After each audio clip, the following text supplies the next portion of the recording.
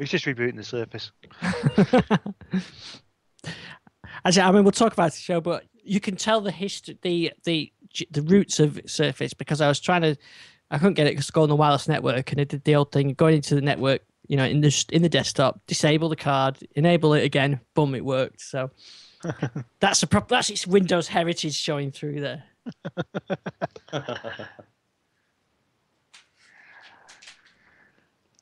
Whereas the iPad, you just switch it off and back on again.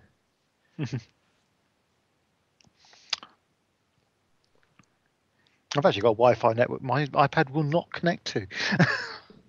Well, that's a known problem, isn't it? I think somebody said I saw. You said, well, it's a known problem. 601.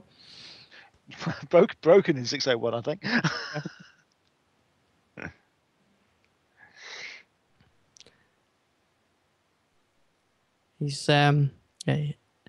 He's now rebooting his Surface for the second time. He's tried his Windows Phone, but that's not supported anymore.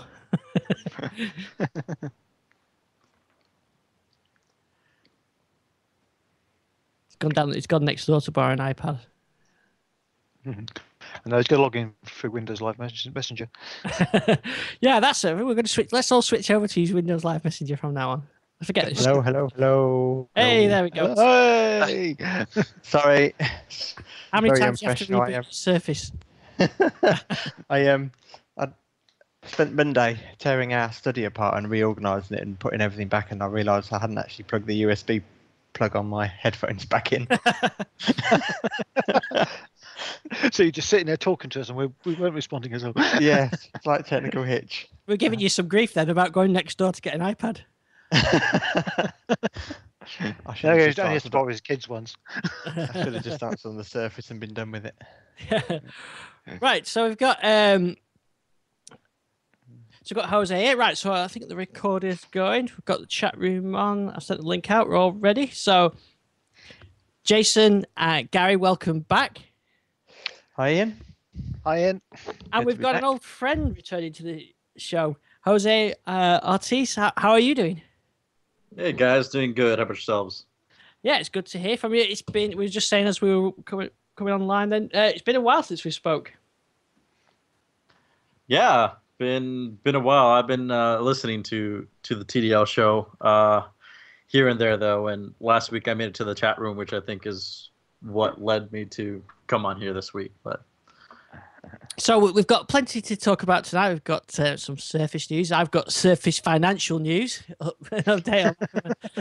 Jason's got Surface purchasing news and plus some other stuff as well. So plenty to talk about. Got 2 emails into the show this week, some good ones. So I won't forget those. Looks like if we remember to do emails, people will send them in as well. It's quite good, that. Yeah, it always helps. We could ask for emails, just not bother to read them out. That's that's not the way of doing it. So I'll remember to do those before we go. And if I don't, maybe that's where we went wrong on the TDL mobile. Well, yeah, maybe you should have read them out. Yeah. And yeah, so we've got plenty to talk about. So just before we go into all that stuff, then, so it's been a while since we spoke to you, Jose. So where are you up to with your gadgets at the moment? One of the reasons you kind of dropped out the TDL mobile show is kind of you had that sort of lack of sort of gadget lust had kind of gone, hadn't it? And you're sort of lack enthusiasm for some stuff that was coming out. So has that changed now? A little bit. I mean, I'm excited to see some of the new stuff come out. As far as with the Nexus new Nexus line. Obviously, Windows Phone is doing some really cool stuff hardware-wise with Nokia and HTC. Although Nokia, the 900 series seems to just be an iteration, from the 900 to 920, essentially same. But they have HTC on board. We're seeing a lot of stuff happen in Android. iOS is still stale, but iPhone 5 looks pretty cool. I got my hands on it. With the iPad Mini. So there's some pretty cool stuff going on out there, but it's still, I don't feel it's at the level that it was. I think when we started TDL Mobile, I've gotten rid of pretty much my entire collection of devices. I actually just sold my my original iPad, so I have no tablet at the moment. Wow. I'm, I'm Wow, still that's some using revelation. I'm still using the Galaxy Nexus, and I was worried about the Nexus 4. I didn't think I was going to like it. I was actually thinking about going either to Windows Phone or iPhone. But once the actual announcement came out and saw the hands-on, the final hardware from LG was actually really impressive. So I'm definitely going to be getting a Nexus 4 next week. And getting rid of my Galaxy Nexus, and yeah, that's kind of where I'm at right now. Yeah, I think the Nexus 4 looks quite nice, and I think wasn't overly keen on the hardware, but having got the Nexus 7, I really do like the Nexus experience over the Samsung experience, and so I've got the Note, but I do think that the plain Android is better than Samsung's OS on top of it. So I think the Nexus 4 appeals from that point of view. Yeah, well, I mean, Jelly Bean with Google Now, it makes it's amazing how much of a difference it makes, right? Just even a dot upgrade. I'm really looking forward to the updated Google Now, with the addition to be able to kind of look at your Gmail inbox and be able to pull tracking information, flight information, reservations, stuff like that, instead of just being queued off of search. The new camera updates make it, it seems like it's a lot simpler to go through the options of the camera. So a lot of very simple tweaks in Jelly Bean 4.2 that's going to be on the Nexus 4 look really good. And I'm actually also going to be purchasing a GSM version of the Nexus 7, just because I've always had this little project in mind. I was actually waiting for the I guess mobile broadband version to come out, the GSM version to come out. So I'm going to be getting that. But that 7-inch tablet, I have a specific purpose in mind, a specific project in mind. So I'm still kind of waiting to see. I'm undecided as to whether I'm going to go with either the upgraded iPad, I guess the iPad 4, the new gen iPad, or if I'm going to go with a Windows slate. Seeing you guys tweet about the Windows RT, and it seems like it might actually just do the trick for what I need. But I'm waiting for the Pro version to come out, because I'm actually more interested in the Pro rather than WinRT. But I'm still undecided as to whether to go with the iPad or a Windows slate. At this point, I think Android tablets are still not where they need to be, so I'm not even considering that. It's a much different experience from an Android tablet to an Android phone, and I think actually that's why I've been trying to connect with Jace for, I don't know, like 2 or 3 months now. Was I know Jason finally got the opportunity to try out an Android tablet, and I saw his kind of impressions post, and it's such a different experience to have Android as your phone, as carry around, rather than using it as a tablet. Yeah. So at this point, I'm either going to go with an iPad or a Windows tablet, but I'm still undecided. Right, yeah, because I was going to say, just before you mentioned the Nexus 7, I was going to sort of say that was probably something that would probably be up your street, because that's a nice fun factor, and it's the Android on there 4.2 and whatever. So I think it's 4.1, isn't it? That I really like mine. So the combination, I haven't found it. The combination of the 7 and the Surface work well together. So maybe that'll be something that'll be good for you. Yeah, and again, the Nexus 7, I actually have. I've always had this specific project in mind. I'm not going to be having it around the side. I actually want to put it in dash in my car as kind of my main head unit, because I'm able to leverage Google Music, so I can just stream my entire music collection without having to worry about storage. It obviously has the great Google Maps navigation, so it has everything that I've been looking for in a head unit for my car. So I've just been waiting for this GSM version, so I can actually have connectivity and not have to worry about Wi-Fi hotspots in order to get access to my music or my media. Gary, do you remember the media center in the car project? Oh yes, that was always going to be good fun. Yeah, someone did that, didn't they? They did, yeah. I actually saw one of the little PCs being used as a media center in the car. Worked quite well, actually. The guy could drive up on his garage outside his garage and it would automatically sync, which I thought was quite clever. Yeah, I remember that. That was good. That was a good project. Yeah. Yeah, that was actually a project that I attended at one point as well. There's actually a great website called mp3car.com. And they, great tutorials on how to get an actual PC working in your car if that's the route you want to go. But with tablets being where they are now, as far as battery life and power consumption, and especially with 3G connectivity, it just seems a lot easier to go that route now than have a full computer setup in my car with a touchscreen. I'd rather have just something a little more portable. Yeah. Now, we sort of mentioned about the 7-inch tablets, and there's quite a bit to talk about in that chat room. So to talk about that. Now, I played with the iPad Mini over the weekend. I went into an Apple store, and I've got to say, I was slightly disappointed. I think it's definitely not the device for me. We talked about and joked about how I fit my 7 in my pocket, the Nexus 7, and there's no way I'd get an iPad in there without some special kind of pocket extension. So it kind of loses that portability. And I also found it was too wide as well when I was holding it. So I don't know if any of you have had a look at the iPad Mini over the weekend. I think I'm sorry, and I think you'll find you're putting it in your pocket wrong. Oh, you have the wrong pocket. I have the wrong pockets. Yeah.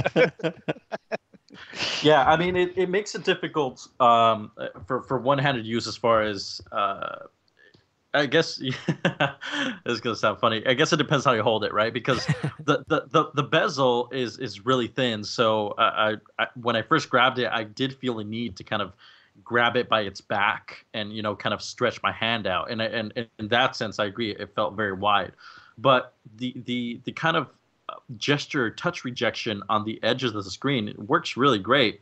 I actually ended up holding it like I would. I guess like a magazine or a book closed, right, just by the edge, and it was still a little hefty, right, but it worked just fine. I was able to hold it, kind of go through the content, and not have to worry about it accidentally picking up my thumb as a gesture or as a press on the screen.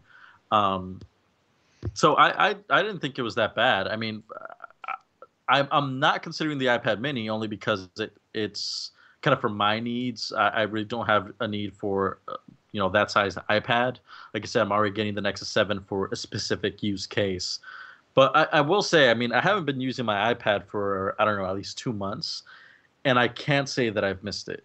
I think that's why I haven't been on a rush to get another tablet as well, because I haven't really missed it. I mean, everything that I never really did anything on the iPad that said, okay, I absolutely need a tablet in order to do this.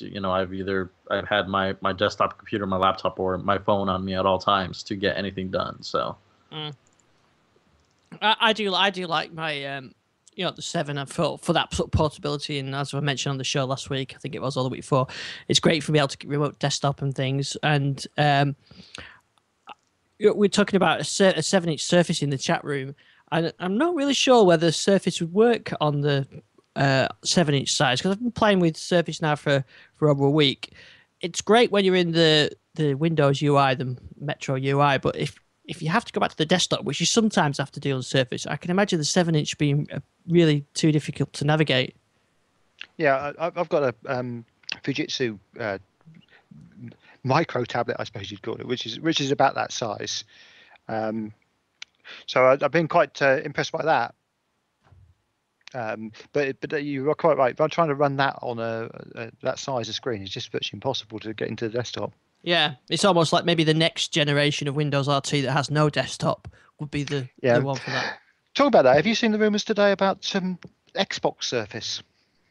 Yes, go on. Tell us about that. So this is the rumoured gaming tablet from Microsoft using the Surface brand and running something akin to Xbox software. All much of a rumour at the moment, but they're talking about that being a 7-inch or 8-inch form factor. So that might be quite interesting as a concept. And you wonder how much of, because obviously Xbox has now got Internet Explorer on it, whether that would have Internet Explorer and how good tablet that would make. Yeah, it's kind of crossover the 7-inch, isn't it? From the phone and the desktop, certainly the tablet UI. I could see maybe Windows Phone 8 working well on 7-inch, and I think JC, was it you that said that maybe there's rumor that Nokia are doing a tablet? Would they go for Windows Phone 8? You think? Yeah, the last stuff I read was that Microsoft seemed to be hinting that up to 7-inch it was Windows Phone was going to be the platform, but I haven't seen anything announced. I guess probably the closest you get to it at the moment is the Lumia 920 with the 5-inch screen. But yeah, I don't know. I think we can kind of agree with you. I don't think the Surface would work as a 7-inch device, not until we get into the realms of kind of pure Metro, which essentially is what Windows Phone is. So it'll be interesting to see which way they do go, and maybe they got away with a great cover using the Surface name for the Surface tablets. Maybe the Xbox tablet is just a cover for a big Windows Phone. Yeah, it could be, but I think the Metro UI and everything all works great, but the target points as soon as you get into the desktop are just too small. Yeah, I agree. Although, that's one of the things I do love about the Surface is the fact that, you just flip the keyboard around and there you've got a trackpad and yeah, absolutely. Just. Well, we'll come back to the Surface as well because I want to obviously talk to you about that. But just going to say on this, really, we are kind of spoilt for choice now, aren't we? Last few years we've had very little choice. We've had some pretty cheap and not that inspiring Android tablets, and we've had the iPad. Now we've got the iPad, you've got the iPad Mini, the Surface, the Nexus, and there's quite a variety of choice of form factors. And there's a great joke about Jamie Beadle in the chat room, but you'll have to go in the chat room to look at that. And it's probably still going to be in the archive by the time you get to listen to this podcast. Yes. Yeah, absolutely. I think Jose mentioned the Galaxy tab that I managed to use, and that it's a really nice, felt like a really good quality device. It was a good weight, the screen size because it was the 10.1 inch, and it was it was a nice form factor. The main thing that I really got a little bit frustrated with the fact that as someone coming from a Microsoft ecosystem, it didn't. I felt like I was kind of having to bend it to my will. And also I did have a couple of apps whereby, tried to install it. And I think in one occurrence I got told that I couldn't install it because the device wasn't compatible. And another one, I think it actually installed it. And then when it actually went to run it, which I think even might have been the Xbox experience. It is that, yeah. It says that, the experience isn't going to be right on this device and the application just doesn't run. So, it's kind of hitting those typical Android snag points. But I think, if you've got an Android phone, then I'm sure it's a great companion. Although I have, read before whereby that Android as a tablet isn't sufficiently different from an Android phone that the chances are, particularly if you've got a Note, you'd probably find yourself reaching for the Android phone rather than reaching for the tablet all the time. Yeah. I think I'm interested to try the Nexus 10, but I wasn't really that inspired by the form factor on that. It looked a bit old-fashioned almost, really. But having had a week with the Surface, you can kind of see which devices fit together well, and you've got the phone, and then the 7, and then the Surface, and that's probably, and then a full-size laptop. And the iPad really isn't fitting in anywhere now because I've got these other devices. So. Yeah, it's good that we've got the choice. So before we come on to the Surface, I just want to mention the problems I have with the double billing thing has been solved. Hooray! Yeah. So now you can buy your Lumia 920. I know. But I was very tempted, I've got to say, but it looks so expensive online. I don't know where. I think the HTC X looks a bit of a better option at the moment. I've seen a couple of mentions of the fact that the Lumia 920 is a big phone, which I know won't worry you, Ian, but also I think maybe on because of that also slightly heavier than the 8X.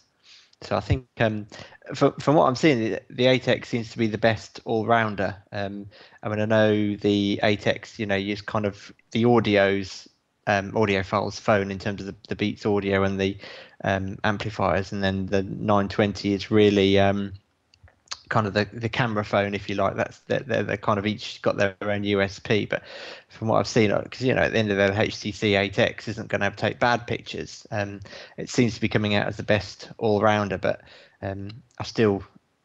my money would still go on Nokia purely because they've just shown such tremendous support for the platform. Yeah, I think one of the issues in the reviews for the Nokia has been the daytime photography, which seems to have been knocked quite badly, and has brought the camera ratings down quite a lot. And as that's one of its big selling points, I think that's actually been a big issue. And we were tweeting quite a bit about that today, and it does seem to have some fuzziness issues when it's actually in daylight shots. More realistic colours perhaps than people are used to. I did see they're planning an update though to address that. So yeah, there's been a lot of rumours that are talking about an update, and I've been hearing things that there is definitely something coming along to sort that out. And it is a software issue rather than a lens issue or anything like that. It's just so I think it's sortable, but the problem is it needs sorting before the reviews go out, because people are going to be looking at that and saying, oh, if you can't take pictures in daylight, I'm not going to buy one of those. Which I think is why the 8X has been getting such positive reviews by comparison. Although that hasn't got a brilliant, as good a photography camera. Although the video chat type camera is brilliant, so it's all a bit of a trade off. Always is for phones. Yeah, there's a couple of things that. That I'm not sure of. I like the offline maps is something that I think is only on the Nokia, isn't it? Yeah, I'm not sure about that actually, because the Nokia maps are now forming part of the standard mapping process. But I suppose I did read that Lumia's got is it a more advanced version or something like that? Yeah, possibly. Well, yeah, it almost certainly would have. Nokia would but it was just the retail price. I think I was seeing them at sort of $489 or $499. It's just too much for an unlocked phone. Whereas the 8X, I think, was sort of $399. So it's a bit more. It's the amount of a refund. Yeah, I think I think there was so much technology packed into that 920 with the wireless charging and the camera. That I think it is slightly more on that expensive side. So yeah, I can certainly understand how the 8X is going to be a really attractive device, and I think HTC have got quite a good nice looking device. I mean, it'd be interesting to get Jose's thoughts, because he's always the one kind of going on about how every device looks the same and it's just becoming very boring. Yeah, I mean, and that's why I think I've been kind of paying more attention, right? That I do see the especially the HTC devices that came out, and some of it I feel like it's just the color. Obviously, that kind of brings out. But for example, the Lumia 920 looks to me, and I haven't held one in person, but in pictures it looks exactly like the Lumia 900. And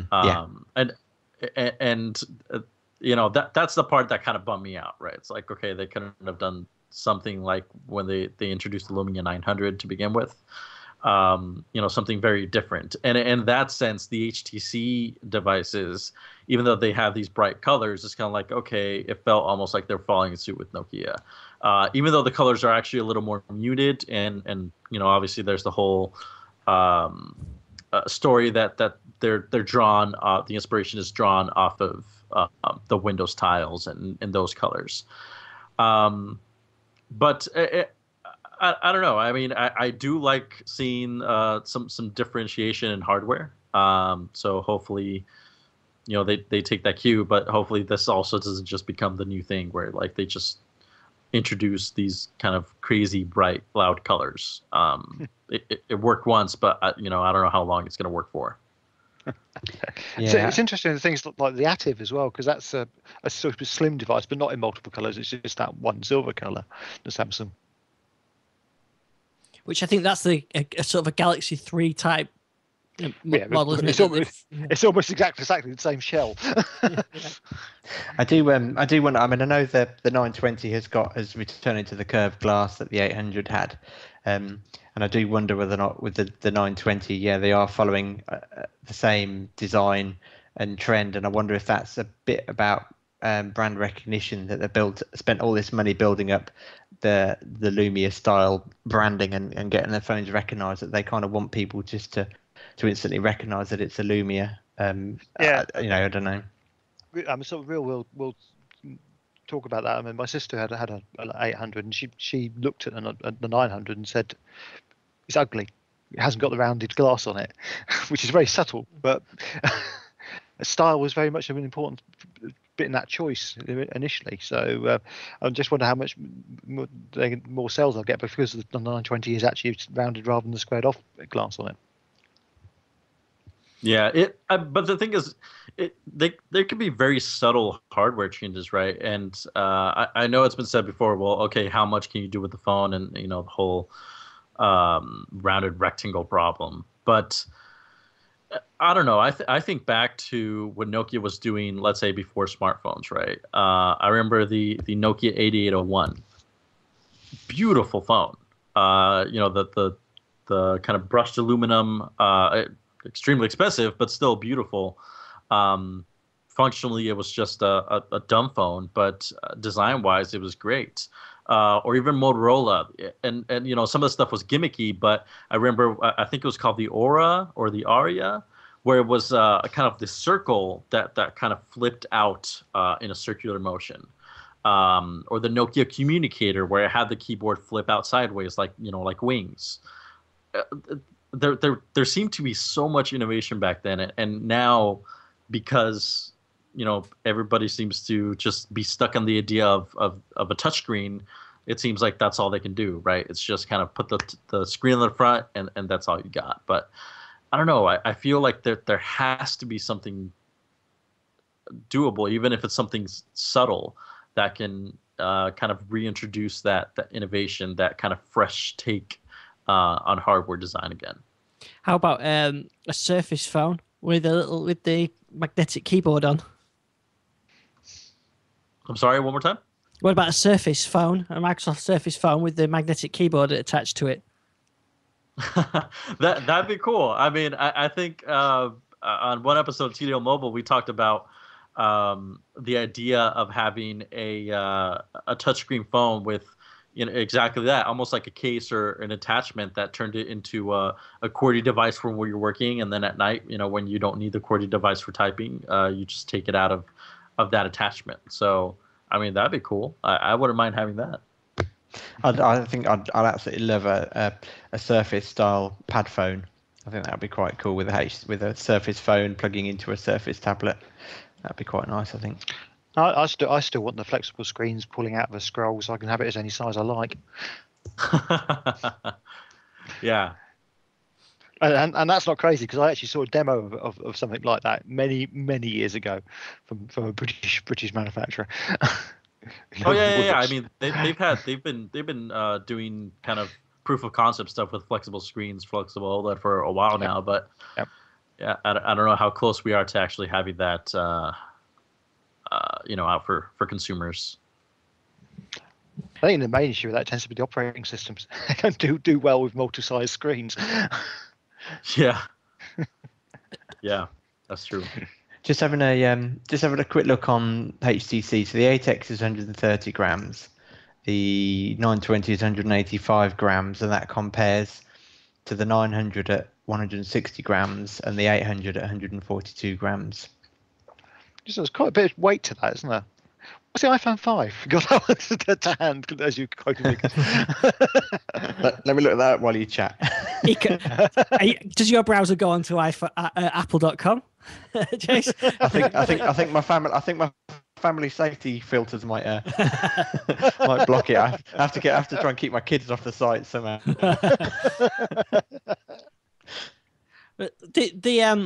I think from looking at what people say in the chat room as well, is just that the 920 does seem quite a chunky, sort of heavy phone. But again, I quite doesn't really bother me anyway. I think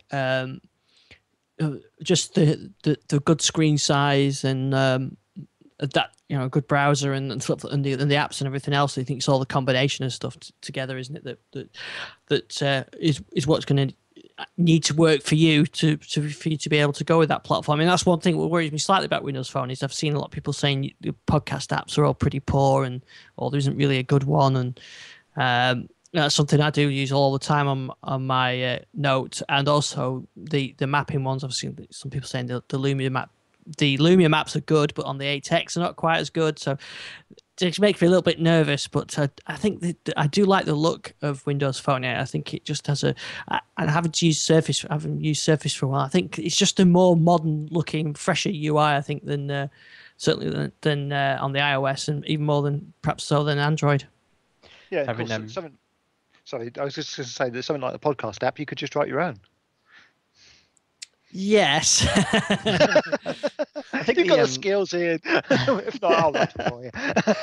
I think the Brincast app's supposed to be quite good, but I must admit, I mean, this, it does come back to the same argument that, yes, the Windows 8 and the Windows Phone platforms are still, potentially lacking in apps. But it's like me and Jose always used to say, for me, it's really kind of how a device fits in. For me, my needs are pretty simplistic, and I've got the apps that I need. So for me, I don't notice a gap.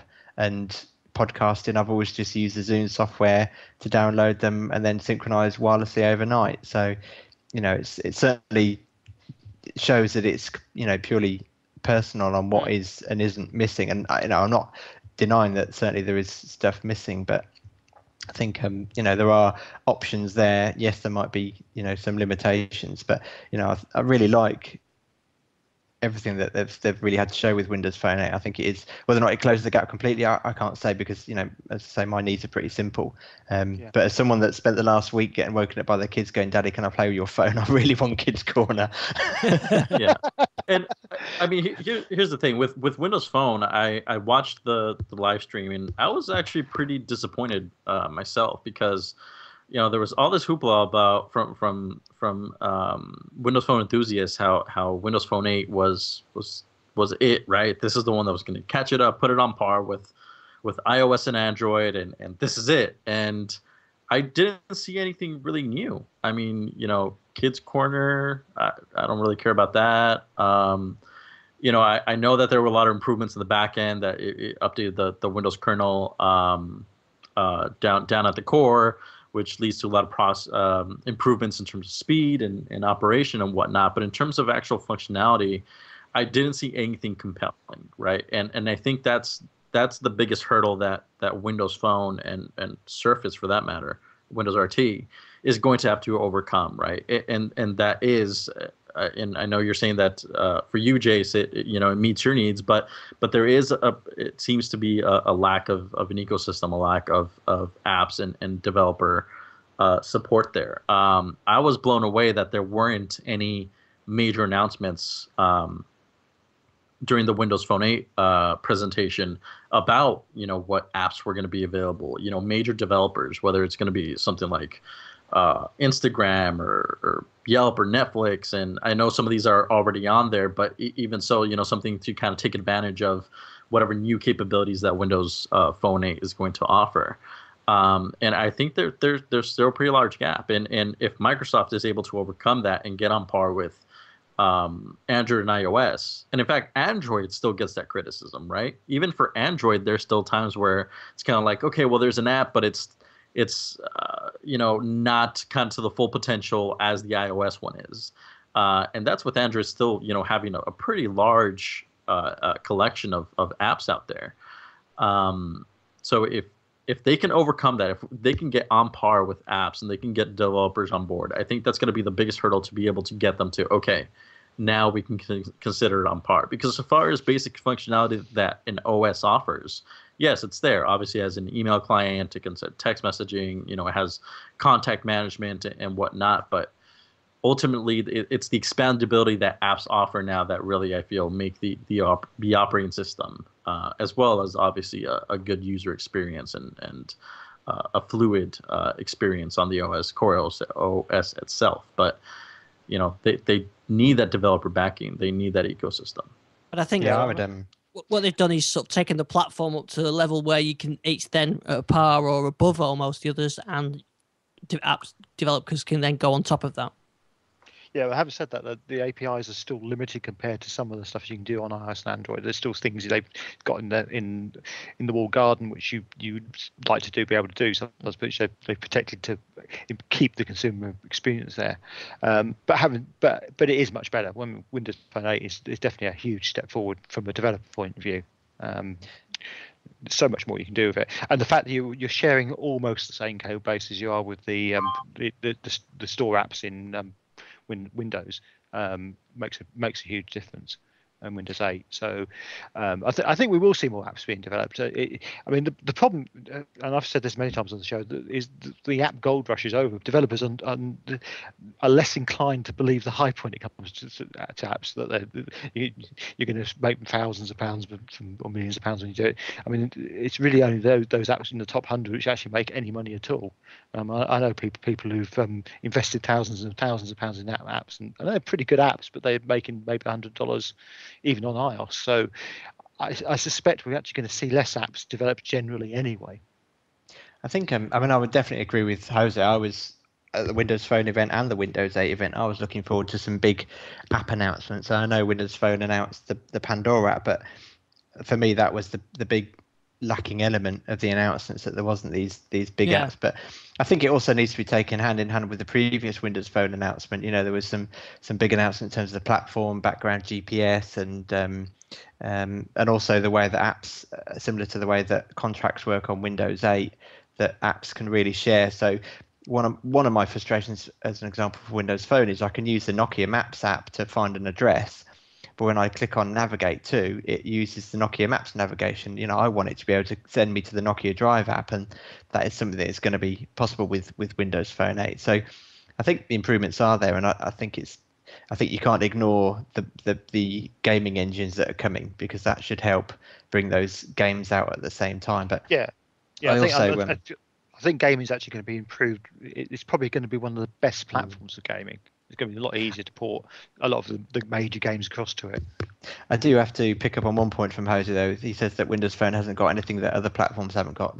We've got Jessica Alba. Did anyone else cringe? That was just the most god awful thing. That was just terrible. Yeah, and I mean, just one more point, and I know, and I just say this because I know I've said this. I used to say this same thing about Android, right? Which is, with Windows Phone, you're starting to hear the same excuses that you used to hear with Android. That it's coming, and the next version, and the next version. It's kind of like, at some point you have to say, like, okay, well, enough is enough, right? Like it just has to be here now. Period. Android, I feel it finally got there with Ice Cream Sandwich. Before that, it was the same story. Kind of like, okay, well, next version, and yes, it's still missing this, but the next version is going to cover that. And for example, right? I don't know if you guys have seen the Galaxy S3 commercials where they're poking fun at Apple. They have the people lined up outside the store waiting for the iPhone 5, and people walking around with the Galaxy S3, doing stuff like tap to share through NFC and crazy stuff like that, and the people in line saying like, oh, well, the next one's going to do that, right? The next iPhone's going to do that, and that's just it. It just feels maybe not necessarily catch up, but the whole idea of like next time, at some point it's kind of like, okay, well, it just needs to be here. Period. I'll tell you, I mean, one part of the ecosystem I do feel has taken quite a step forward is the whole Microsoft Music service with the transition from Zune to Xbox.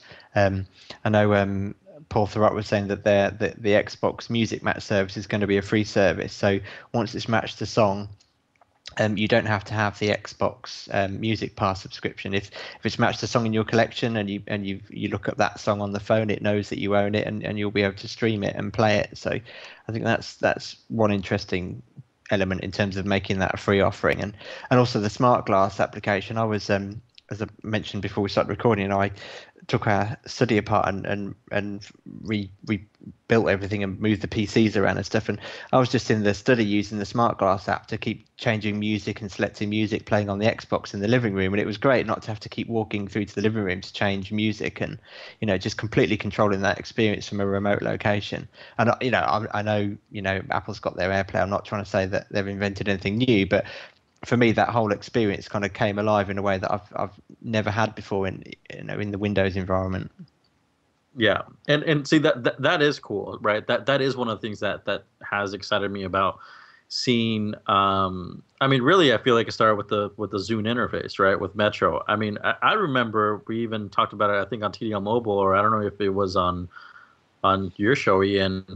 when we were talking about the Zune, and I remember specifically saying, just put a SIM card in this baby and let me use it as a phone, right? Because the interface was just so clean, right? It was just very simple, clean text and fluid navigation. But that is one thing that I'm happy to finally see Microsoft integrate their products, right? They're actually talking to one another. And you have this one interface kind of combining all these products into one, and it's something that Apple has had to its advantage for so long, that it's had this one core ecosystem to go around. May not be the best ecosystem depending on who you talk to, but at least it was an integrated experience, and Microsoft is finally moving there, and I feel like that piece is finally getting there, and that itself is a pretty big thing. Yeah, I'd agree with that. And it is nice to see it all coming together, although still slightly bodged in places, because I think one of my main things at the moment is the inconsistency of the interfaces between Windows 8 and Windows 8 Phone. Those getting better. But a lot of that's just down to the fact that things haven't. I'm tending to use Windows 8 with a mouse and keyboard still at the moment, and there's just no consistency in the apps on how that works. And that's all down to design standards. On touch, it's much more consistent. Now, Jace, so just clear, have you actually got your Surface now? I have. It's sitting by my side. So now, when we were talking last week, you didn't have it, and it was in fact a tale of woe, as I said it was. So update us on what happened then. Yeah, well, I know kind of Gary and so I've forgotten his name. How terrible is that? Is it? Sorry, you're gonna have to help me out. Matt, that's it. Thank you, Gary. I could seamlessly edit that so that no one will leave it. Mr. Britt. Absolutely. Yeah, I mean, both of them helped me out tremendously with getting my plight, and obviously the plight of others kind of noticed within Microsoft, and but hadn't heard anything directly from them by kind of, I think it was Thursday afternoon. So I actually, once I noticed that the 3-week wait had gone off the website, I kind of stupidly and impatiently reordered another one. And then later on that evening, got a phone call from a nice lady at Microsoft in the escalations team saying that she had one sitting on her desk to send me. But by then, of course, I'd got a payment being held. So we were trying to get that order cancelled so that she could place another one for me. And then I think someone must have picked up my order that I'd originally placed and escalated it. And Monday, a very pleasant surprise, the doorbell rang on Monday afternoon and answered it. And a nice UPS man handed over a package, and my kind of my heart started beating quite fast. And I thought, no, it can't possibly be, because like many people, I'd had no dispatch note, no contact that it was actually on its way. And lo and behold, there it was. But unfortunately, as I mentioned already, that I'd completely emptied the study out into the hallway, and I knew the kids were coming home from school, so I had to leave it sitting on the kitchen counter. Oh, no. And anyone remembers the last device I left sitting on the kitchen counter? Yes. So fortunately, I kind of carried on, got everything done, and then in the evening managed to open up the box and get it working. And my little 5-year-old, who's been watching me looking at websites and watching Ian's unboxing video and all this, that, and the other, he saw me with it and he went, "You've got your Surface. Can I use it?" No. Hands off. No. Go and use Mum's. I think the funniest thing about that whole story, Jason, is actually I knew you were getting it before you did. Yes. Yeah. It was like a big conspiracy theory. It was. So yes, so very, very much appreciated. But yes, it's finally here, and it's definitely worth the wait. It's everything I wanted it to be. I mean, the perfect example of what I loved about the Surface was today I was sat at the breakfast bar using it, with the keyboard folded around the back, and someone happened to contact me over Skype, and it was like, just fold the keyboard forward and started, typing away and, using it as a PC, and the type cover just works so much better than I expected it to. Yeah, it does work really well, doesn't it? Yeah, so it's been really, really pleasant. I mean, it's I'm still making a few mistakes. It's going to take a bit of getting used to, but it actually feels far more natural than I was expecting it to. And the first thing I did was run Windows Update to get the updated final version of Office, and because I know there was some performance issues, installed a few of my apps and configured everything the way I wanted it to, and got Skype installed and a few of the Twitter apps, and yeah, just really, really enjoying using it. I've had mine just over a week now. Well, it's a week, isn't it, today? I think so. Really like it, and I've been away this week and didn't take the iPad, and I was in the hotel last night and just used Surface, and I was browsing the web and Twitter, and I was using it in portrait mode, and then I put Netflix on and put it into on the stand so I could watch that, and then I did a bit of email, and it is a really nice device, and it really does change its role depending on what you need to do with the.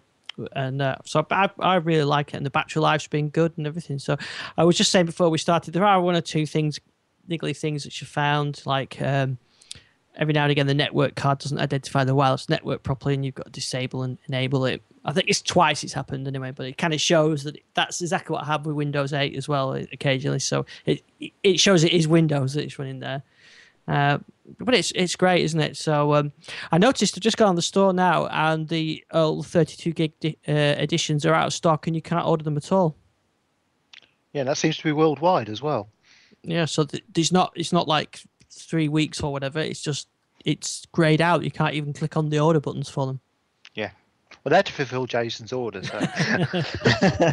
Yeah, I must admit, I pushed the boat out a bit, and I went for the 64 gigabyte version, purely because I'm thinking this device is going to have to last quite a lengthy period of time, and I know you can plug in the expansion cards, but I know there's quite a few quirks with trying to get music and videos recognised on them, which is unfortunate. So I decided to push the boat out a bit and get the top of the range model, but no, I've been really, really pleased with it. And so I think I tweeted today that I was literally kind of sat on the bed with it on my lap. There's clearly movement. It's not how it's designed to be used, but it was perfectly usable. And I think for me, the keyboard is really the knockout feature, because yes, I know there are transformer style devices and even ones where you can detach the keyboard, but when you've got the keyboard attached, it does add extra weight, particularly I'm sure the ones with the batteries in them. And what I really like is that the keyboard, when it's folded away, it barely adds any weight to the device. It's it's like it's invisible. Yeah, can I ask? Sorry, I was going to ask. I know I saw some stories. I think late last week about what a big deal it was that so much of the storage space was taken up by Windows RT itself, the installation, the apps, and there was very little storage space left over. And I think the same arguments were being made with the Nexus being available only in 8 and 16 gigabyte sizes with no expandable storage. Now, maybe I just used my devices wrong, but what I guess since you got the 64 gig, Jace, what do you store? I guess what do you need that much storage space on your tablet for? What do you use it for? The storage space. I mean, the honest answer is at the moment I don't know, but what I didn't want to do was get 12 months down the line and find that I'd outgrown it. Now, what I also based on that was the Iconia, which has a 32 gig drive in it, and that can get quite full when the kids start adding on games and installing applications, and obviously running on there is Media Center as well. But I did notice that was getting quite tight on space, but also the fact that because it's not 3G enabled, I can envisage there will be times when I want to take maybe movies or things around. But for me, it was primarily just about trying to future-proof it, and also that, as you say, I'd read that particularly with the 32 gig version that you were only looking at maybe 20 odd gig left. So for me, I think it's a perfectly valid point, Jose, that I might well get down the line and regret it, but doing it the other way around was kind of a risk that I saw was worth trying to mitigate. Yeah, and I wasn't referring so much to overpaying for it. I was just wondering because I saw a lot of people kind of scream Bloody Mary about, oh my God, we only have 16 gigs of storage, and I didn't. To me, I thought it was like, when I think about a tablet, or especially with I don't know, maybe because I'm not familiar with Windows RT yet, I haven't used Windows RT, but just the term Windows, right? For example, even when I get an Ultrabook or a laptop, I know when I get a 128 gig SSD, that I'm expecting a certain amount of gigs to go to recovery tools, a certain amount of space to go to the actual installation itself, and oftentimes I'll just wipe out everything and do a fresh install just to kind of reclaim maybe a few gigs. But I know that I'm not going to have 120 gigs, first of all, because of how size is calculated differently, right? And second of all, because I know what to expect it. So I just found it weird that people, and granted, I know it was a lot of the kind of Surface haters out there that were saying, oh, see, this is why you should buy an iPad. But nonetheless, I just thought it was weird that it was such a huge deal. I kind of would have assumed that a 32 gig Surface would only net you, I was thinking more along the lines of 24, 25 gigs, but even so, it didn't seem that surprising to me. Yeah, I mean, I definitely agree with that. I think it's wrong to make a big issue of it. We're starting to live in a cloud-connected world where you shouldn't necessarily be storing data on the device. I think the other thing I was looking at is whether or not I would need to kind of carry a music collection around. But with this, reading about this cloud music match service from the Xbox Music, that if that does work the way it's been described, then that's kind of makes that space requirements a bit redundant. If you can just stream music that you own without having to actually copy it to the device, that's a big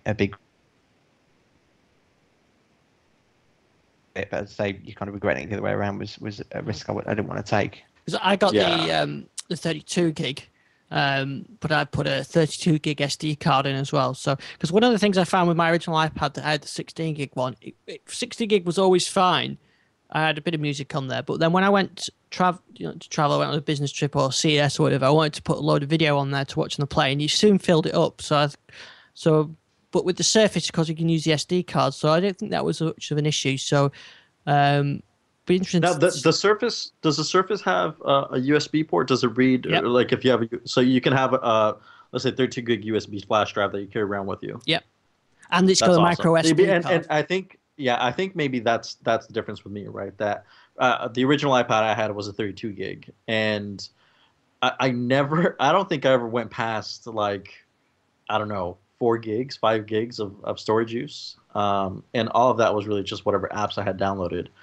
But anytime I would travel, I would actually always take a laptop with me, but if I did have to take media, whether it was movies or music, mostly just movies, I would just load it up on a flash drive, right? And then I would just put that USB flash drive on my laptop and watch it that way. So I guess I've never run into that issue because to me it was easier than having to convert this stuff and put it on my iPad and all that other nonsense. Yeah, I think I noticed on the Nexus 7 that's 16 gig, and I'm running at 4 gig free on it now, and I haven't got a huge amount of stuff installed. I've got a few apps on there, and I think I've got one movie or something like that installed on there and a bit of music. So you soon sort of use up the space. But of course, the problem with the Nexus is that's it, not 16 zip. Where at least with the Surface, I've already got I've got a 32 gig SD card in there anyway. I could buy as many of them as I want and carry them around with if I wanted to. I could put a flash drive. I could carry a USB hard drive around with you, which I easily do when I'm at CES or whatever to store in some of the video on. So you've got that flexibility. So storage isn't the same, but I take exactly Jason's point. It's just not a practical thing. You can't upgrade it. So if you're going to make it the device you're going to carry around, then it's definitely worth making sure that it's got the capacity to grow with you. Right. But I think the Surface definitely has more flexibility than, say, an iPad on that area anyway. And there's a link, by the way, I'll include in the show notes to how to use an SD card with the music apps, because I think Jace talked about it last week, so I was playing around with it this week, and I've documented that it's only a small workaround, but it works quite nicely. So I've got my stuff on there. From what I'm hearing, it won't be long before we have a official way of doing that as well. Yeah, I'm sure that was something that was going to get fixed. It's a shame that one kind of slipped through, but I remember the very early versions of the music app didn't even recognise music on the home server. So these things are getting ironed out, slowly but surely. And I think me and Gary were swapping a few tweets today, and I was kind of getting frustrated with some of the Twitter clients that I think still got some optimization to do, particularly on the RT platform, where I was finding scrolling quite slow and laggy. But then restarting the app seemed to clear it down. So it's going to take time for developers to really get to grips. And actually, that's a shame. It's actually one of my complaints of late with Microsoft is that they've got so secretive on these releases. And I can understand that they don't want to keep their edge on iPhone and that. But if you actually look at what Apple do with developers, I've got the next version of iOS already, and I can develop for that, and I can actually test against it. Whereas with the Surface, the guys who've released stuff now, most of the Twitter app people that build just getting their first Surface, and they're able to actually then start testing. It's like Windows Phone 8. Most people didn't get that until they released. In fact, until even after they made the release announcement, because they didn't even release the SDK until a day later. So build. So those things are so un-Microsofty. They used to be. The thing about Microsoft was, as a developer, you always knew you were up front, you were going to get stuff. It was slightly different with Windows Mobile, and I think it may be again the similar thing because they were always at the mercy of the OEMs on that in terms of releasing stuff to developers. But I think with stuff they're actually controlling themselves, there's almost no excuse. I know they're worried about leaks, but to be honest, it's always going to be leaks. And even with doing this, everything leaked before the announcements anyway, except for the Surface itself. But they announced the Surface so early that it wouldn't have been a problem. If they'd started giving out developer models when they did the announcements on the Surface, then all these problems with lag and everything would have been sorted out by now. We would have had tuned things. Well, to be fair, though, it seems to be catch-22, right? Because you just said, okay, well, they announced the Surface early, but then they also, caught a lot of, kind of backlash because they didn't have pricing or availability immediately, right? And I agree with that. That could have very well been why they announced it early, was because they wanted to still have the element surprise. But it's a balancing act, and as of late, it seems like Apple hasn't even been able to do it, right? And they seem to be blaming that on some of the manufacturers they have, but it seems like Apple's stuff is even leaking now. So it's a balancing act. But I totally hear what you're saying, Gary, and I think right now, especially, they need to be go back to being flexible and letting developers get their hands on early. So at launch, they could have had these apps instead of just saying, well, there's going to be a Dropbox app. Just launch with the Dropbox app already available. Yeah, I think the one thing I did notice, I can't remember how I saw this now, but people at Build that were picking up their Surface and Windows Phone 8 devices were having to sign NDAs because the Windows Phone devices were going to get access to beta builds of updates to give developers a bit of a head start. So hopefully with things like that in place, that might make a difference, because I totally agree. You need to, they're making this big thing of the fact that developers are the key to the platform, and then tying their hands behind their backs. Yeah, and they're only releasing information to people who spent a small fortune to go to Build. Yes.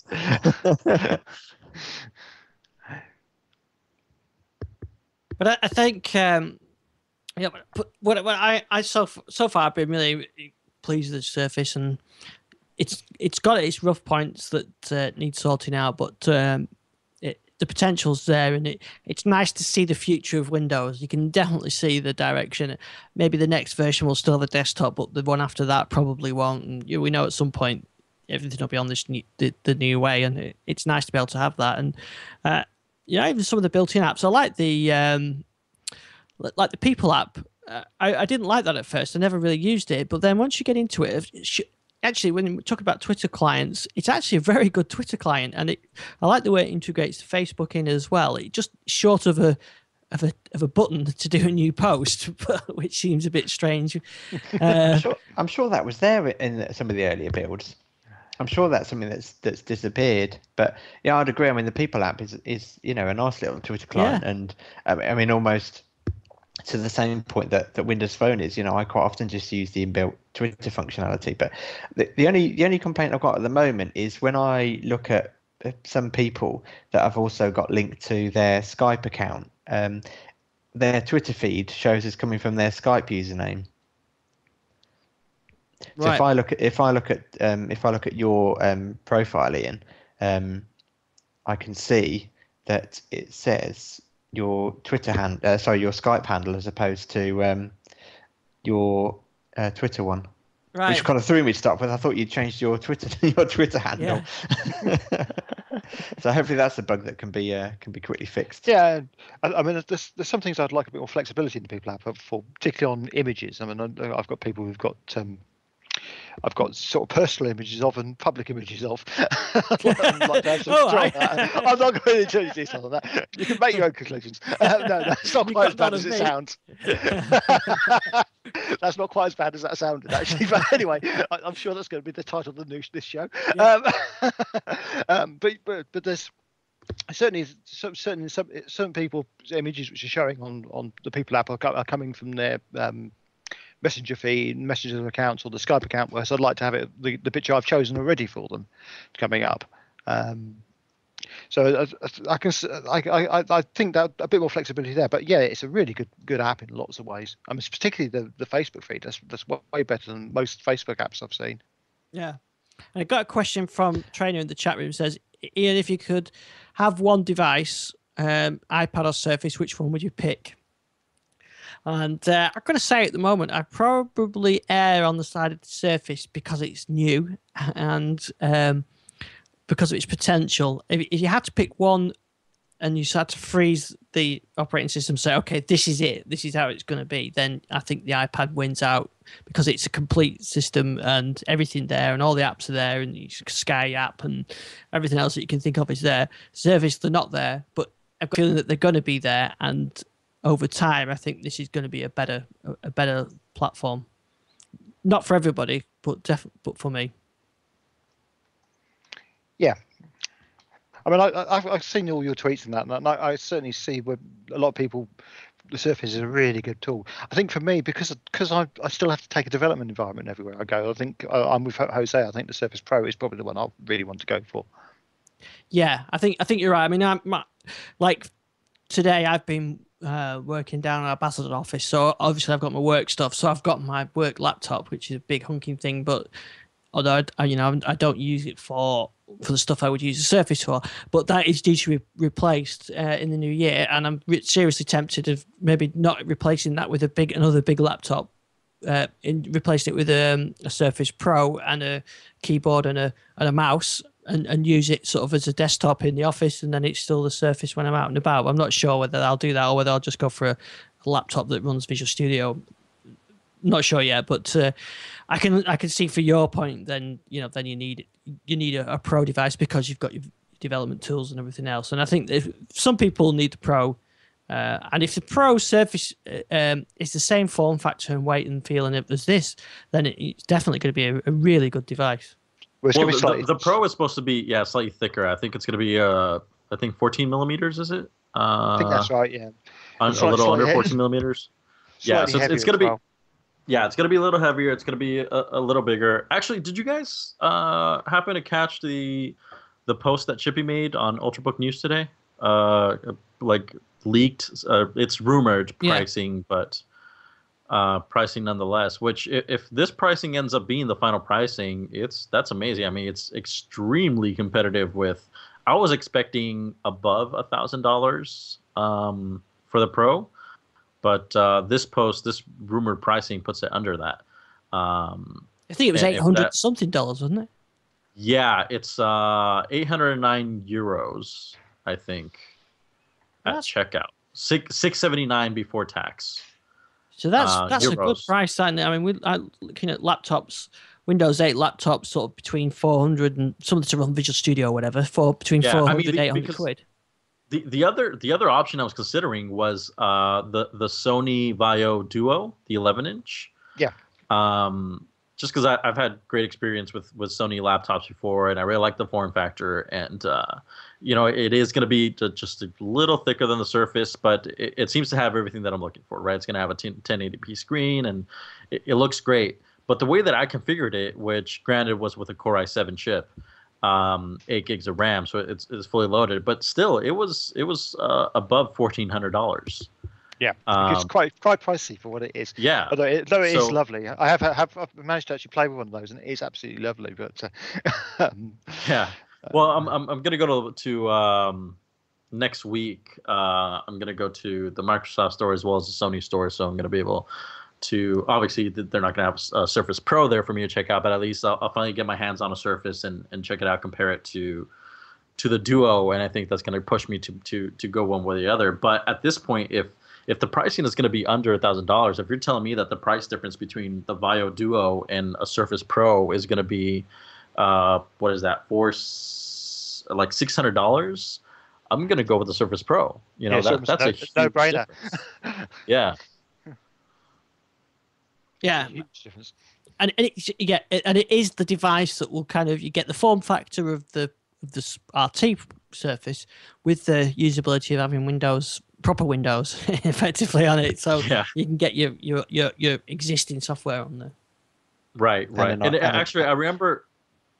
Sorry, I remember when you guys when the Surface was just announced and you guys were recording. I think actually John was on as well. Oh, actually, I think this was for TDL Mobile, and Ian, you were on that show with John and Jace. And I remember making a ton of notes because I was gonna send you guys an email about kind of what I thought. And with the Pro, I'm really interested to see how they're gonna handle, I guess, sleep mode. Right, because with the RT, and I haven't got my hands on RT, so correct me if I'm wrong. I'm guessing the RT works much like an iPad or Nexus tablet in the sense that when you put it to sleep, quote unquote, it just basically turns off the screen. But the OS, the system is still running. You're still getting your notifications and whatnot. Is that how RT works? Yeah. Okay. Yeah. So Windows RT has the always connected, and so will the new Atom system on a chips. But at the moment, any of the other platforms, anything core based, won't have that. Okay, yeah, and that's what I was worried about, right? So that's going to be the big drawback with Surface Pro, is that when you put it to sleep, it really is in standby mode, and it's not connected and it's not working as these new generation tablets work, and that's the only kind of drawback. I wish there was a kind of a hybrid mode, almost like Ian. Do you remember the HTC Shift? Yes, I remember that. Yeah, that's Android and not Android, was it? It was Windows. No, it was Windows Phone. Yeah. Windows Mobile. Sorry, it was Windows Mobile and Windows 5, Vista. Yep. Yeah, and Windows Vista. That was awesome. I mean, you shut off Windows Vista, or you put that in standby mode and automatically booted to Windows Mobile, so you still got your email notifications, you still got any data, any time notifications. So it'd be awesome if Microsoft were able to pull off something like that with the Surface Pro, and that would, I think, would give it a huge competitive advantage against any other manufacturer Windows 8 PC right now. I did when I was discussing this fact on Twitter a little while back. Again, I can't remember who it was, but someone did reply to me and say that just be aware that it is, at the moment, it's an Intel limitation. It's not a Windows 8 limitation, because essentially Windows 8 running on Atom system on a chip is the same Windows 8. So the operating system can do it. It's just that the core I processors aren't quite there yet. Which is a surprise that they've done the Surface Pro with the old style chip and not gone with the system on a chip at Intel. Yeah, I mean, I'm surprised there isn't an Atom-based Surface. That did quite surprise me. I haven't seen any reviews yet. I'll be interested to see what the Atom performance is like. Maybe they'll do an Apple and just replace it after 6 months with a new one.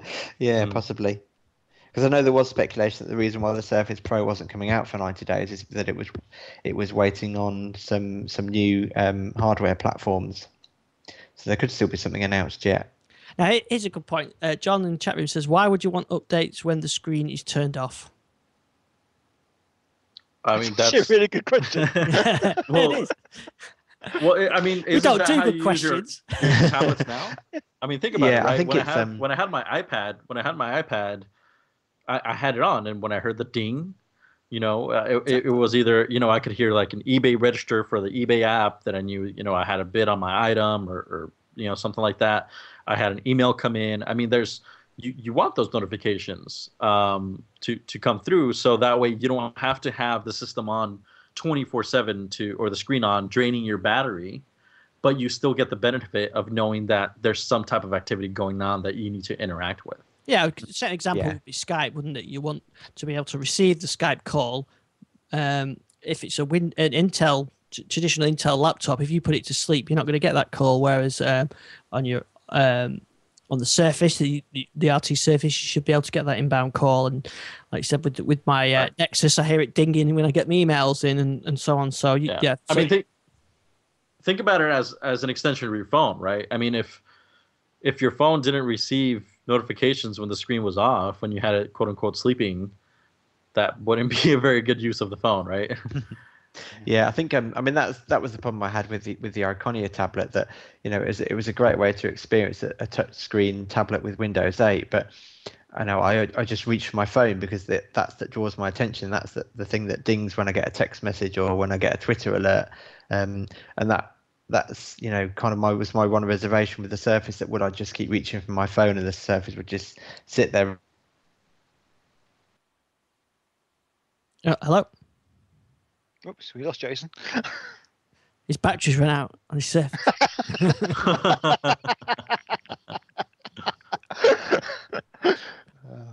He's used all his disk space up. Yeah. Hopefully we're getting back. I'm back, I think. Oh yeah, that was quick. That's bizarre because I could hear you talking, saying we've lost Jason. I was going, no, I'm here. I mean, USB plug came out at the end, didn't it? but yeah. So getting back to my point, that with the Surface drawing my attention, I am reaching for that instead of the phone.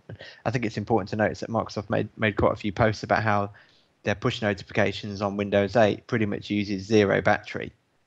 With the way that they've implemented it with the very tiny XML packets. Yeah. Have you noticed, Jez, that the Twitter notifications seem to be really behind? I don't know if it's the apps or something like that, but I tend to get, when you get a mention on Twitter using the Twitter apps, they seem to be sometimes like 5 minutes after the actual notifications arrived, and maybe you've got the email or I've seen it on my phone or whatever, and then 5 minutes later things will pop up. I don't know whether it's just the apps or what. I was using Tweetro. I found Tweetro seemed to be okay because I know it supports the Twitter streaming. So I've had different experience with Tweetro. I've had the same experience as you, where the phone notifies me before that does, even though I'm sitting using it at the time. But today it was pretty much keeping up. The problem I've got with Metro Tweet is that seems to stop updating. So I think there's still a few bugs in there somewhere. But yeah, I've had kind of both experiences. Yeah, I just think I think we'll wait to sort of see the official Twitter client maybe to see before we can judge it too much. Yeah, I mean, yeah, I don't know. I'm just going to say with Tweetro, it's important to turn the tweet streaming on if it's not turned on automatically. Oh, is it not? Do I have to check that? I mean, I know one of the things that the Rory guys with Rory for Windows Phone, they spent a long time. And I know also going back to the Red Badger team with oh gosh, I've forgotten what their Twitter client's called now. But yeah, I know both of them spent a lot of time optimizing it for push notifications, and it took them quite a while to get it right. It is a tricky thing. It's no, definitely. It's like what we were talking about earlier about the idea of how you actually handle people scrolling back in the tweet stream. Do you cache a lot? Do you background cache some of it? But then again, a lot of people just don't bother going back through streams like we do. So is that a waste of time for most people and waste of memory? It's a difficult thing to get right. Well, I suppose it's a learning experience for all users because of the Metro environment is new. Yeah. And as I mentioned earlier, developers haven't had their hands on RTs for very long. So now, before we finish that, there's a couple of things I want to mention. Jess, you mentioned your Iconia. You said I saw you did a post about the drivers for Windows 8. Yes, I'd had the device control center kept crashing every time you started it up, and it worked fine all the way up to the release preview, but then on the RTM version, let's say it started crashing. It meant that the screen rotation had stopped working. But I've been checking ever since 26th of October, and finally the other night I noticed that they'd released some Windows 8 specific drivers, and yeah, now screen rotation is working on the device again. So yeah, it's nice them supporting that old device, because I thought maybe their attention would be on the new 510 and the 700. So it's good to see. So have you officially palmed that off on your wife now? Not officially palmed it off. I couldn't get my hands on the thing. Well, no, that's true. That's right, to buy a Surface. It's, I said, you do realise when this Surface arrives, it's going to be mine. Yeah, no, my wife absolutely loves the Iconia. Mainly because it's got Media Center on it. Right. So yeah, it ended up staying at home. I never got to take it with me.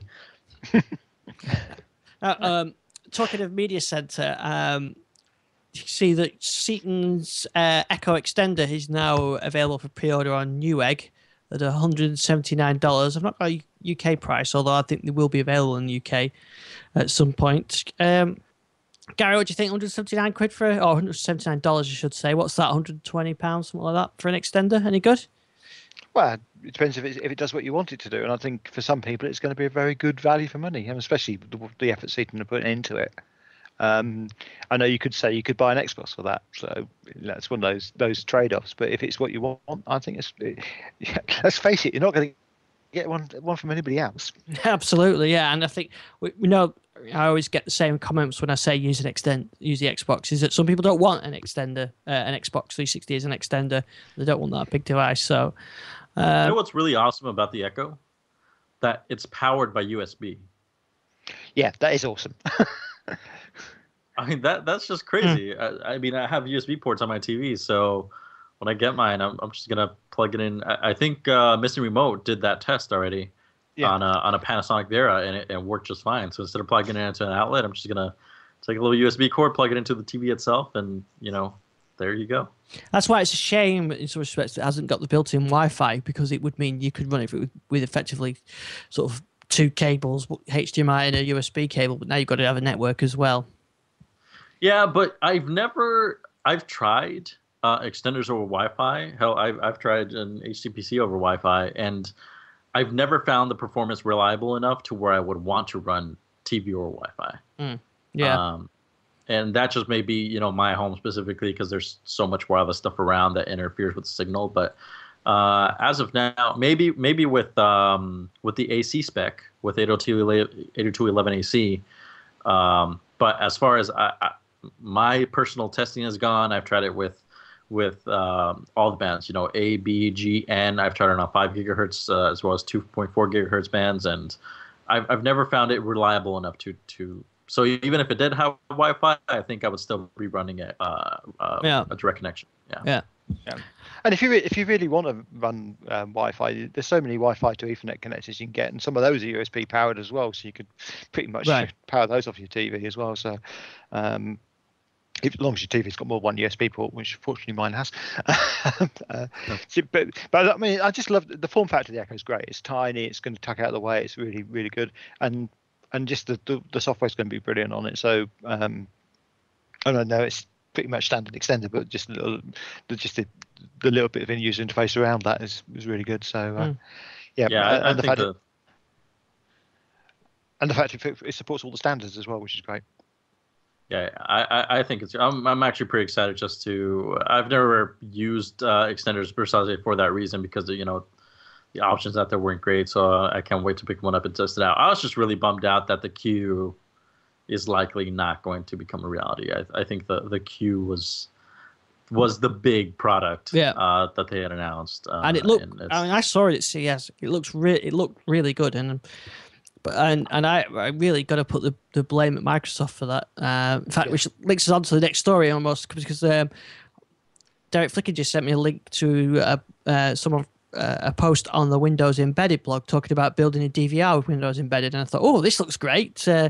It's using Windows 8 embedded, and it turns out they're using the Hopper WinTV7 as the user interface, which it makes it almost like a tear in my eye when I saw that. And it was, it seems tragic that they've got such a brilliant operating system and a user interface, brilliant user interface and tuner system and everything, guide and everything with their Media Center, and they're using the it's okay, I suppose, the WinTV stuff, but it's not a patch on Media Center. But there's no choice because it's not supported. And I think that's what's killed off Seaton's Q plans. Yeah. Yeah, I mean, they could have gone with Windows 7 embedded, but I can understand why they didn't. Yeah, I mean, it's the future, isn't it? That Windows, everything's, Windows 8's here and it's the future, and Media Center isn't the future. Yeah. Yeah, hey, if James or any of the or Jeremy or any of the Seaton guys are listening, if you guys still have that CES prototype Q laying around, I would gladly take it off your hands. For price is not an issue. I think they've had quite a few offers for that. Yeah, it's a nice piece of kit that they had. So yeah, it seems a shame that the sort of cannibalized their own market with the Media Center and everything in Windows 8, but there we go. Oh, just to say on Windows 8 as well, or an RT, I did try some WinTV files, some WTV files, ones with H.264 and 3View HD, and I've tried a variety, and none of them would play on the Surface. So there seems to be no way of getting them to play without re-encoding them. So you could be handbraking them if you want to get them on Surface. Yep, which is why none of my PCs have been upgraded to Windows 8. Yeah, well, it'll be fine if you go Windows 8 Pro with Media Center. But even then, my setup won't work because I use Seaton cable car tuners. Right. Yeah, of course. So. And then you're locked by the DRM. Okay. Now there are some other stuff I was going to talk about, but I'll include about iOS updates and things like that. But I'll include links for those in the show notes because we've got a couple of emails I just want to fit in before we go. Yeah, big better those emails. Yeah. And also to mention that we talked about space earlier on about Surface. There's a link for that in the show notes with the exact spacing, the exact price. Amount of space available, and there's an FAQ about what devices work with Windows RT and Surface, and it's sort of a nice compatibility center actually. So you can put in the name of your device, and it'll tell you whether it works on RT and it'll tell you whether it works on Windows 8 or Windows 7, with or without drivers. So if you're looking to see whether your critical piece of hardware is supported, then you can definitely have a look at that and see whether it is supported. Right. Okay. Emails. We've got a couple of emails, so I want to just go through those. First email from Ralph. He says, "Hi guys, love the show. I got a Windows 8 issue I reckon is worthy of some airtime. Basically, here's my tale of woe. I like to keep it short, but basically, I decided to upgrade Windows 8 on my HTPC, and it was an utter nightmare from download to attempted install. But the end result was interesting. My PC, a dual-core Duo, 4 gig of RAM, Windows 7 Pro with 64-bit SSD that runs games okay, was decrepit after the update. Apparently, it's a motherboard BIOS that is compatible, and the motherboard is from Foxconn M7VMXK. Apparently, this is due to the change made from the consumer preview version to the release version. And considering the number of people that run the motherboard when with HTPC builds,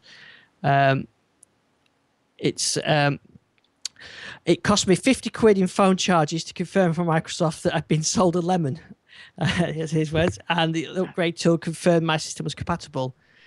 So basically what he's saying there is that he ran the compatibility wizard. It said it was compatible. He ran the update and it broke everything because of this BIOS issue. So he just wanted to warn people on that board. But it was a late-breaking change, I think, from the consumer preview to the release version. There's a few of them, aren't there? A few changes that to those final versions that just caught a few people out, I think. Yeah, I think. I think people should have learned that you need to check it against the release candidate as well as the consumer preview, but it does seem like quite a few hardware manufacturers haven't done so.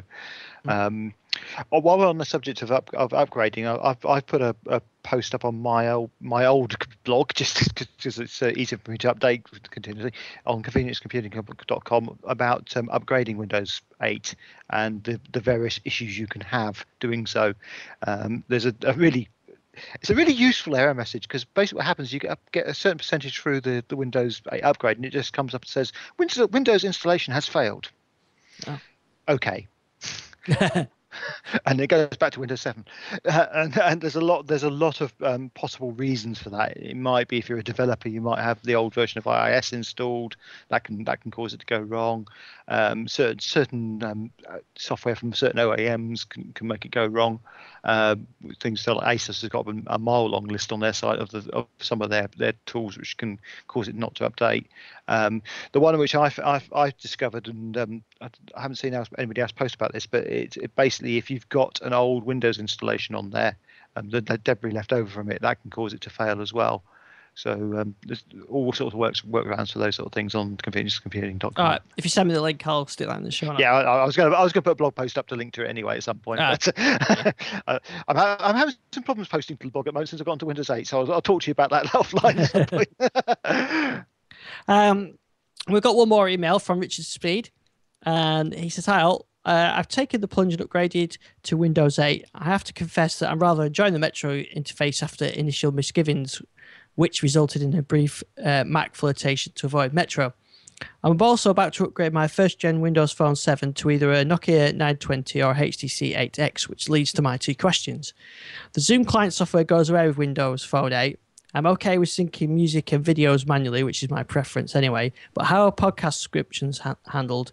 It seems a bit vague. Am I going to need something like Slapdash or similar? And the death of the Zoom client looks like it will take away the metadata from my videos, TV shows, and so on. Is a way of preserving that with the Windows 8 video app? So far, I haven't found any way of making the Windows 8 video app see any of my TV video files as actual TV. So two questions there. So first bit about the Zoom client. I think, Jace, you said there is, you're going to have to switch over to a podcast app. I'm not sure, to be honest. I've seen some details about the Metro Windows Phone tool, but I think I haven't seen anything to do with podcasts. So until I get my Windows Phone 8 device, I don't know, unfortunately. Yeah, I think I've seen people on Twitter saying that you need to get an app to do it because you've not got the Zoom software which does the syncing. Yeah, I know there is the Brincast app, which is supposed to be excellent. I think that's come from other platforms as well, hasn't it? I'll have to give that a try on my old HD7. And then the second part of that question was the metadata for TV files. I guess you've not, well, you definitely won't have a chance to try it because you've not got Windows Phone 8. But I haven't really done a lot of working with. I need to go and do some testing about getting some of the TV files in the general Windows Videos app. Gary, have you had a play around with those?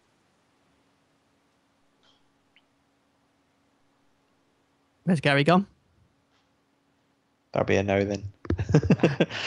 I'm back. Oh, there he is. Right. that was interesting.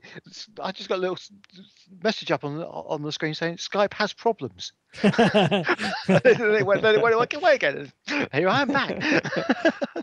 Yeah, I've been trying to get recorded TV and that into the video app with very limited success. Actually, it doesn't seem to like, even with the Media Center's plugin or version on my HTBC, it doesn't seem to want to recognize them very well. So I think that's something I'm going to have to do some more research on, and maybe a case of having to transcode them in some way. Yeah, I've got a feeling that might be the case. I think Handbrake's going to get a bit of use. Yeah. Right. Well, I think that's all we've really got time for. Unless you've anything else any of you guys want to add. I'm just happy now that Jason's got his Surface. So am I. And Jason's very happy now he's got his Surface. Actually, I'm happy a lot for people who've got their Surfaces, and also the double charging has gone away, which is a very long story, and I'm sure Jose can explain all about pre-authorizations. Yeah. In fact, that's why we were going to get you on. But I think we run long. Yeah, and it's sorted now anyway. But yeah, I think a your learning problem was experience. that you specifically ordered you'd paid through PayPal, wasn't it? I think rather than Yeah. actually direct. Yeah. Yeah, and I think that was it. So all sorted now. So, Jason, I'm looking forward to seeing how you get on with your Surface, and I expect a very detailed review when Yeah, you finish absolutely. playing. Yes. Yeah, and I'll be able to type it on the Surface with this lovely keyboard. Yeah, by the way, I've ordered a type keyboard as well to see what that's like. So I'm going to be reviewing that soon. I'll be interested to read that because the one thing that put me off ordering that was if you fold it around the back, holding the device but feeling the keys under your fingertips. Now I know it's got the accelerometer, so it would disable the keyboard, but I think that would just feel too weird feeling the keys around the back of it. So I'll be interested to see how you get on. Yeah. Go, Jose. I personally can't wait to see Jace's comparison of the Surface to the iPad. The outer box. Yeah, the box, exactly. Well, if my kids have their way, I'll be able to do one of those comparisons. They're pushing you for a mini. Yeah, no, they really want an iPad because to be fair to them, it's what they use at school. So, although when my son did spend an hour sitting on the sofa with my Surface, so maybe I might have cured him. I'm still going to call Childline. Depriving your child of an iPad. What kind of father are you? You will grow up to love Microsoft. I think it's funny the way you put that too. Like, oh, well, to be fair to them, that's the one they use at school. Like, make an excuse like, well, they don't know any better. Absolutely. I'll be taking my Surface into school going, look at this. Yeah. Show and tell. Yeah. Actually, just one final comment for me. I've been using this device a lot today, and I'm still at 35% charge, which has really been getting a hammer in today. Yeah, I found that I used it all day, virtually all day yesterday. Well, from yesterday afternoon till midnight last night, and plenty of charge in it. So the battery's good, but not as good as as the iPad. But then it's doing more different things, so that's fair enough. And we've got a comment. I'm just going to bring that up before we go. So just give us your Twitter, though. So, Jose, where can we follow you for your infrequent twittering? At Jose R. Ortiz. And are you blogging anywhere at the moment, or is that that's the best way to keep up with you? That's it. That's it for now. I have a personal blog that I really kind of like Gary, right? really don't really update it often, so I don't even think it's worth saying. And so, Gary, where can we find you? At Gary WMA, of course, and also digital. And at the moment, it's computing.com.